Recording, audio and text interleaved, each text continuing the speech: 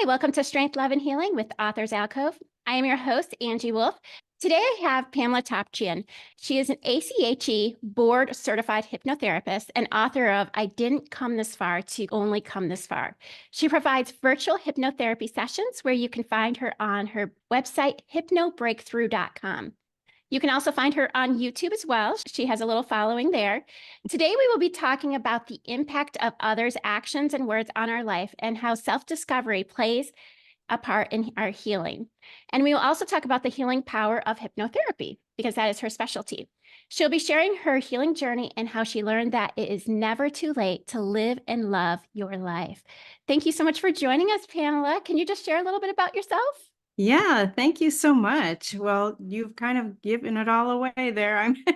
I'm in Northern California and I'm a former nurse and turned certified hypnotherapist in my 50s. I wrote a book about my whole life full of trauma, a total breakdown, and then coming back from that. So the intention is really to be an inspirational book to help people know that it can get better, as cliche as that sounds, that it can and it does get better, and I'm living proof. So I figured the first thing I was going to ask you about was, you had mentioned that you had a major breakdown because a lot of our Yeah, healing is backwards rather than from beginning to the end, which usually we work our way back. So what right. did you experience that made you realize that you needed to heal at the age of 50? I had just went through my second divorce, and it was an abusive marriage, and I just thought when I divorced my second husband, I thought, oh, good, everything's going to be great now. And I was nursing, so I had a good job. I was independent. I could take care of myself. And I thought, oh, great, I'm away from him. Everything will be wonderful now. And I just spiraled downward and became extremely fearful all the time, anxiety ridden, nightmares, night terrors, depression, suicidal even. And I just was so confused by that because I thought everything was great now. I left him. But I didn't realize at that time that the whole childhood, my whole life leading up to that second divorce was traumatic also. I didn't realize that, all these experiences in my life had been trauma-inducing experiences. And once that one major one hit and I didn't have to take care of anybody else but me, it was just like, okay, now we can have our breakdown. It was like my body said, okay, now's the good time. We're going to do it. What's interesting is, so I had a similar circumstance that I didn't realize I was going through trauma until I had a Yeah. breakdown as well. And I was Yeah. 40, a little bit, I think I was 39, but close to 40. And what my counselor had said to me is that when you are in survival mode, your Right. body, like, it's just like when you get in those people that get in a car accident and think everything is okay because your body Right. is making sure that everything is functioning as well as it can. And then as soon as it thinks you're safe, then your heart starts to fail, your lungs start to fail. Yes. And then all of a sudden you start to break down. And the same thing with our mental health is while we're in Yeah. survival mode, we're holding things together. But then the moment that we start to feel safe is when we start to break down. Because that's what I said to her was I was like, I don't understand. Like things are good now. And now Yes. I can't handle life. And she's like, Right. well, that's because. And apparently that's a normal phenomenon. Yeah, and you know what it reminds me of is, in the cartoons, and I don't know, you might be a little too young to know this because they're a little nicer in cartoons now, but I was but born in you 81, so you're good. okay. So they used to they would slam into something in the air and then they would just be standing there like everything's okay. And then as soon as they noticed that they didn't have anything under them, or as soon as they noticed that they had slammed up against like a mountain, that's when they fell. It's like as soon as they noticed. So they were like, okay, all's good. And then, oh, there's nothing under me. Then they fall. So it kind of reminds me of that. Me and my husband grew up on Looney Tunes, and he makes sure that our Yes. daughters watch Looney Tunes as well. So we get to see Wile E. Coyote running off the thing and then being like, oh, there's nothing under me. Right, exactly. So, a little bit about your healing. How did therapy play a role? And did you know about hypnotherapy right away? So I did not know about hypnotherapy, and really it's EMDR that I credit with saving my life, really. I had had a big move. I thought, oh, I'm gonna, get on a bus and with a one-way ticket and move across the country and just, maybe this will change everything and I'll be okay. Just a last ditch effort sort of to save my life there. But I still was just having the nightmares, still very depressed and anxious, and I thought, why am I so I can't sleep? Why am I so anxious and fearful? I can't really function even after all of that. And so I thought I'm going to go to the doctor and get like anxiety medications or sleep medications or something. Now, at this time I had been a nurse about, I don't know, more than 10 years at that point. So my mind was thinking more medical at that point. And I went to the doctor, and that's when they said, "You need therapy." Yes, we'll give you some medications, but we're also going to set you up for therapy.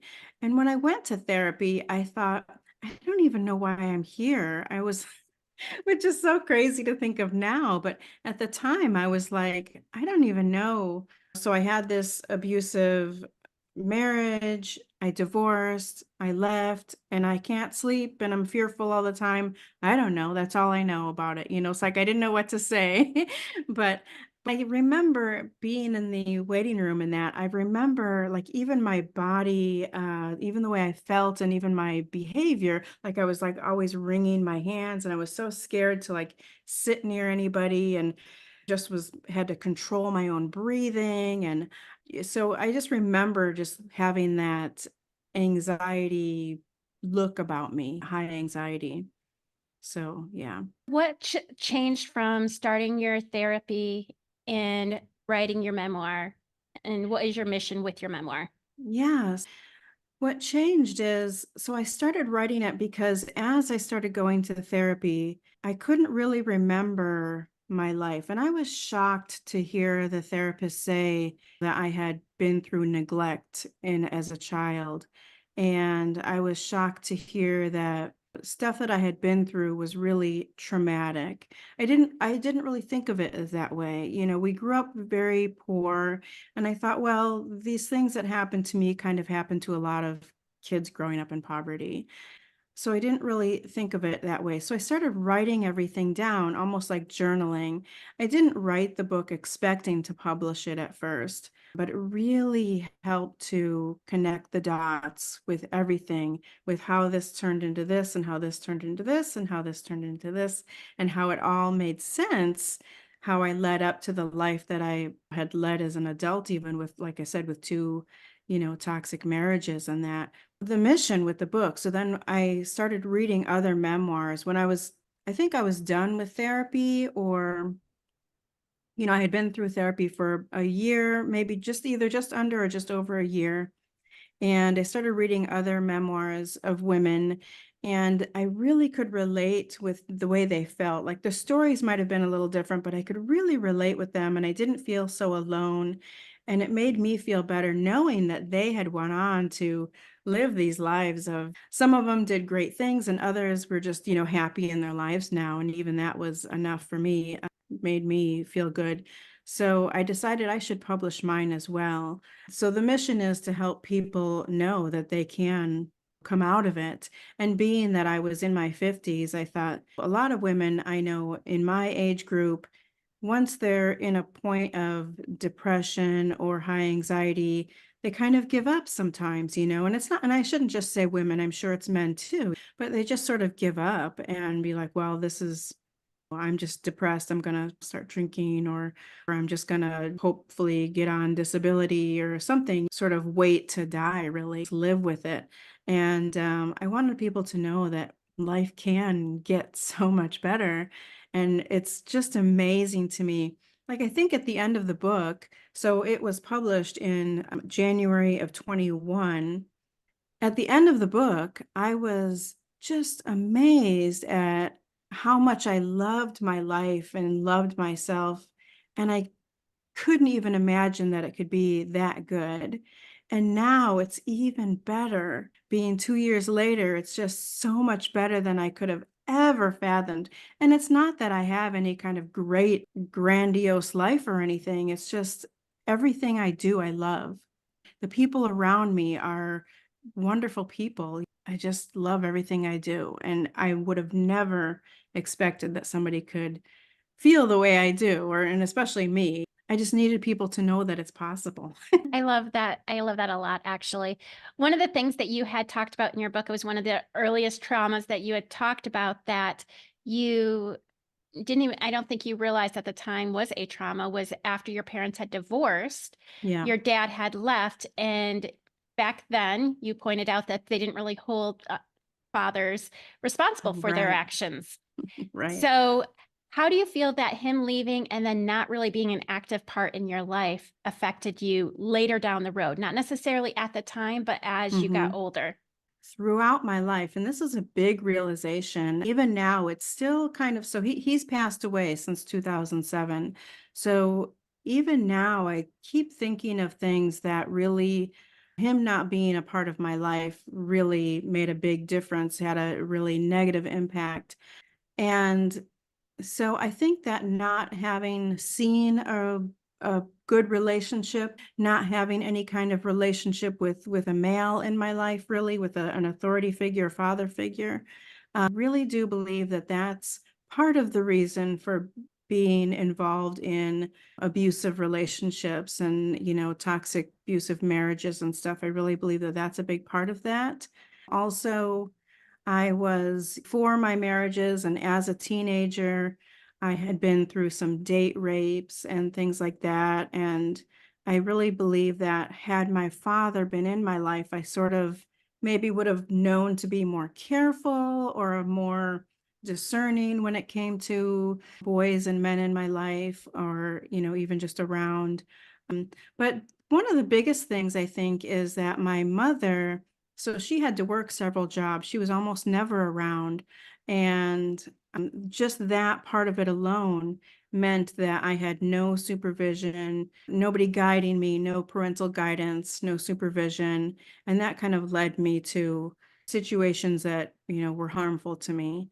And that goes back to my father not being helpful at all, whether it financially or just not being there physically, even giving my mother a break, or, or us having time with him, us meaning me and my sisters having time with him. And so you also mentioned that your next time that you actually did see your dad was during another huge trauma when your Hmm. sister passed away. But even more Yeah. than that, you actually had a woman that had said something to you. Hmm. And I just wanted you to share that story with me. And then because it was something that I definitely could relate to. So my sister was killed in a car accident, my oldest sister.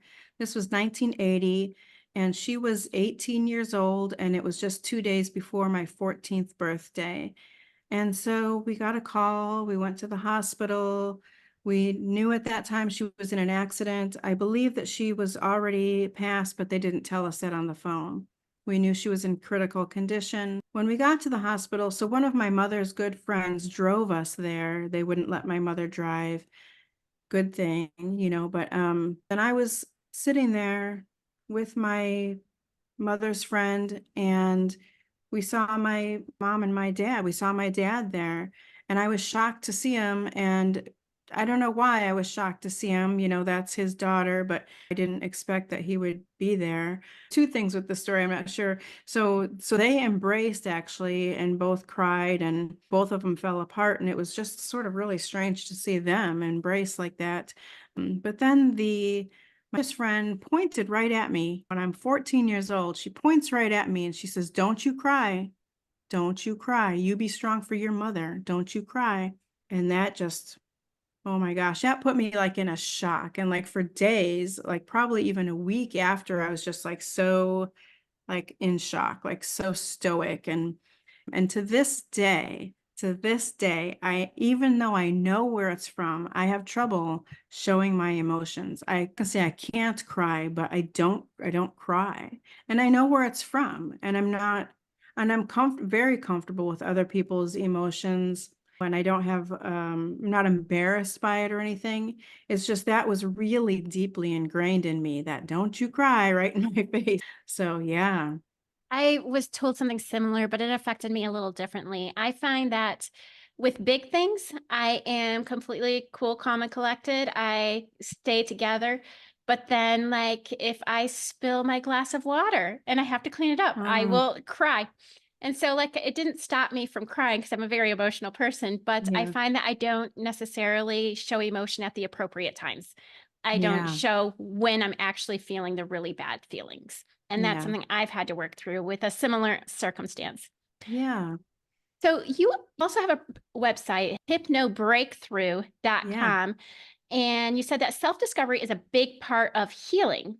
What was your journey with self-discovery and how do you help others to do that on your website or through your website? Yeah, so self-discovery really that goes to writing my book, going through and knowing my sort of where I came from within myself, not necessarily where I came from, my DNA and stuff, but my family. Who am I? What do I feel about this? What are my what do I like? What do I don't like? What are my beliefs and my values and all of that when my whole life, that's another thing. I didn't really know myself at all. So I really believe that self-discovery, getting to know yourself from the inside out, mind, body, and soul, getting to know who you are at the deepest levels is really healing. It's really helps you to live your fullest and best life, really. And so with hypnotherapy, we help people to go within and listen to their inner guidance and their own inner voice. It's just really the relaxing of the physical body to quiet the mind, the conscious mind, so that we can then talk to the subconscious mind and focus on whatever the issues are that the person is having in life, or even to find clarity within themselves, to find who they are within themselves. And not everybody is ready for that, and that's okay. And, so some people want to try it, but they're not sure, and then nothing happens. But then they sort of have an idea, and like seeds were planted, and then later on in life, they may come back to it, or they may sort of have an aha moment, or, and you're like, oh, okay. Hypnotherapy can really work with the things that I had been through and you as well. If somebody said something as a child and we didn't know why we had these issues with our emotions, that will come up in hypnotherapy. You will be shown that as to why this is your issue. And and it'll be like waking up from a dream that's like, oh, okay, now I get it. But sometimes it takes a few sessions, and sometimes it's like after the session, and then like that night, you're like, oh, now I see. So yeah, it's just so powerful. I love it so much. What brought you to start doing hypnotherapy? Yeah, so I had been a nurse, I don't know how many years, probably just about 5 years in or something. I had been a nurse, and it was already feeling just extremely overwhelming. And, we were just overworked, never had enough resources, always working overtime, barely getting breaks, never had enough staff, never felt like I was doing good with, my patients. I never felt like I never left work feeling like I did a good job or I did all that I could or learned that I should be doing in nursing school. Never even had the opportunity to just do everything we needed to do. And so it was really always heartbreaking. So I started looking into more natural, holistic modalities. I found a school that it had a program that gave you a bunch of almost like an intro to a bunch of different healing modalities, holistic healing modalities. And so I went there, and that's where I found hypnotherapy and was just amazed at how the power that it had for people. So then I went down that road and took the different levels of that. And I was still in that second marriage, and I wasn't able to switch over from nursing to do that. So I just sort of kept it in my life a little bit here and there friends, family, word of mouth, like a friend wanted to try to quit smoking or was having pain or something. It was kind of there throughout. And then when I worked in detox and recovery, I did some group hypnotherapy sessions, and that was really great to be able to do that within my nursing. So yes, that's where I started. That's how it started. And I also found that while I was doing it, I felt like I was getting as much from it as I was giving. And it was very fulfilling in both ways. Like I said, I felt like I was getting as much therapy as I was giving. And it's just so awesome. I knew that it felt like I was doing good. It felt like I was really helping more so than I ever felt in my nursing. That's amazing. I'm so glad to Yeah. hear that. That's probably what brought you to where you love the life you live. So Yeah. Yeah. if someone wants to work with you, how can they contact you and what are all the services that you provide? They could go to the website, and that's, as you've mentioned, hypnobreakthrough.com, and there's a contact form on there, or there's the email of, Pamela at hypnobreakthrough.com. So the services I offer it's basically just hypnotherapy, but also along with hypnotherapy, there's coaching. I just now, like yesterday, I was able to upgrade my certification through more education that I've been taking to hypnotic coach. So I'm doing life coaching and spiritual coaching along with the hypnotherapy. So that's not even on my website right now. I just found that out yesterday that I am going to be able to do that with the education I've been doing for a year and a half. I've been doing more, education. So yeah. That's wonderful. So we're going to just kind of shift back to your book. So Yeah. what do you hope people most get out of your memoir? Well, like I've already said, I just hope that they know that it can get better, that whatever they're going through and whatever they have been through in their life, no matter how long it's been, no matter how old they are, that it can get better, that it's possible to live a life that you love. I mean, it just sounds so cliche, but dang, it's so true, you can love your life.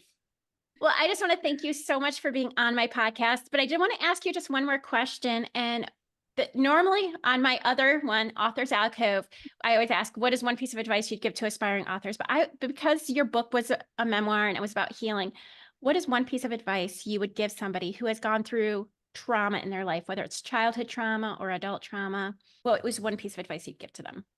Definitely seek help. Don't try to just go through it on your own, and to know that whatever works for your friend, your family, might not work for you. Have some patience and perseverance and stick with it till you find something. There's so many different types of healing modalities, anything from psychotherapy to Reiki and hypnotherapy and, everything in between. There's all kinds of different ways to help yourself. So just don't give up on yourself. So what does it mean to you? Because you said that you now love the life that you live. What does it mean to Mhm. you to live a life you truly love? It means that I don't do anything that I don't love doing. It means that I'm living my own life for me. Thank you very much. And I just want to thank you one last time so much for just taking time to talk on my podcast. I truly appreciate you taking that time. Oh, For thank those, you. you're welcome. For those who would like to purchase her book, you can purchase it from the link in my show notes. You can also check out her website, hypnobreakthrough.com. I really appreciate it. Thank Thank you. you. Thank you so much for listening to the Strength, Love, and Healing podcast with Authors Alcove. If you have written a book that could help others heal and would like to be a guest on our show, please go to the authorsalcove.com to sign up. You can click on the podcast tab and click on Be a Guest. We always appreciate everyone who listens all the way to the end, especially if you could like, subscribe, and rate this particular podcast. That would really help us be able to reach more people. Also, our sister podcast, Authors Alcove, is over on Spotify and Apple Podcast. You can listen to that, where we talk with a lot of different writers about their writing process and their current books. Again, thank you very much. Hope you have a great day. God bless.